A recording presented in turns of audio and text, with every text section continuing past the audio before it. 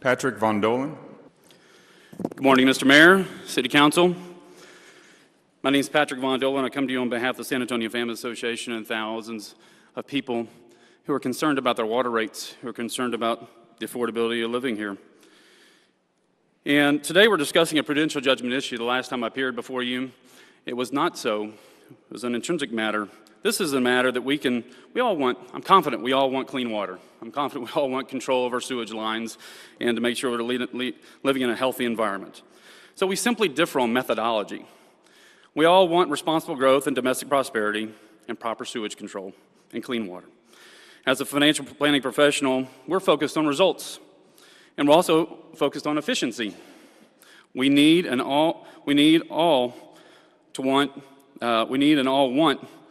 continued responsible business growth. It's essential to our domestic prosperity.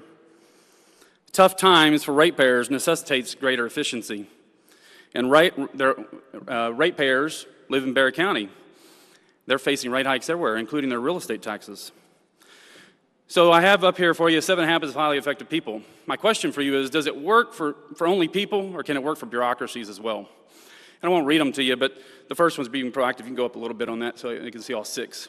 And be proactive, begin with the end in mind, put first things first, think win-win, seek first to understand and synergize. I want to give you a good example of one of those successes, and I want to compliment Councilman Perry and congratulate him on his good work. I'm sorry he's not here to hear this, but on his work with the United States Air Force to get the sewage line replaced, the large sewage line replaced that runs parallel to Leon Creek, saving the ratepayers and SAWS and taxpayers millions of dollars, tens of millions of dollars. That's something that's win-win, and I applaud him for that.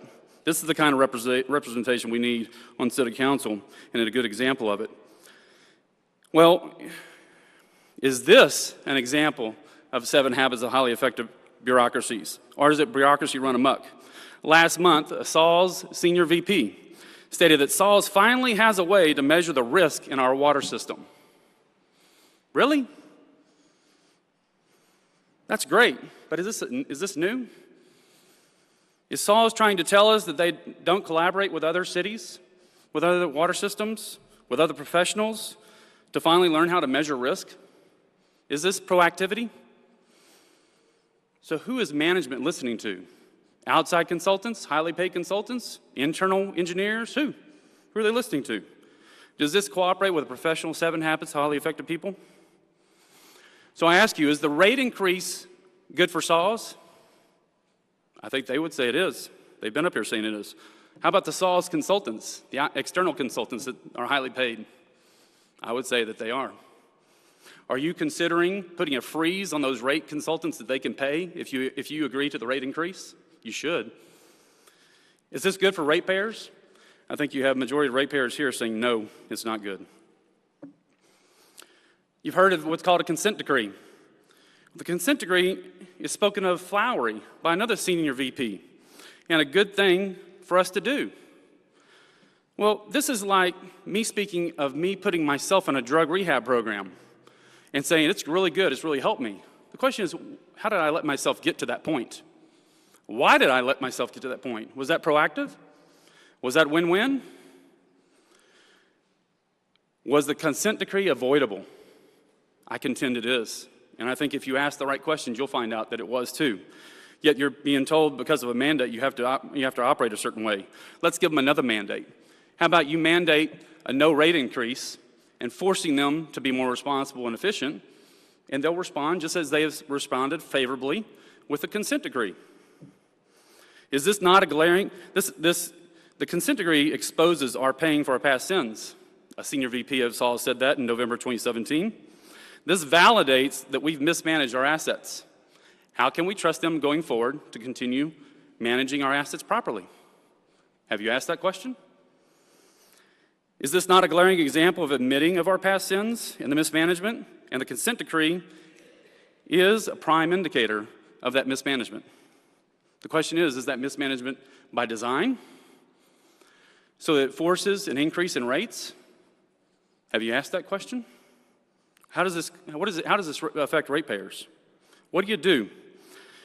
Is it time to hold SAWS accountable for forcing fixed rates, fixes like the consent decree, when they could have avoided it?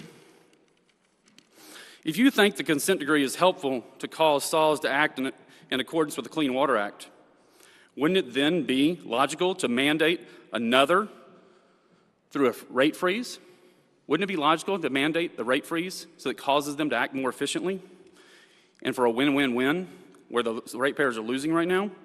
If the rate increase is good for citizens, why the need for increased affordability programs? Why do increased rates necessitate socialized programs for affordability if it's good for citizens? Who is paying for the city council affordability programs that was talked about this morning? Why is it SAWS' responsibility to promote socialized programs? Is this a form of compensation to make up for new sins, not just the past sins, but the new sins and unnecessary rate increases? Can SAWS do more with less? I tell you they can. So the inflow and infiltration is the problem. Have them fix it, vote no on the rate increase, mandate that they be responsible. Thank you, Mr. Von Dohlen.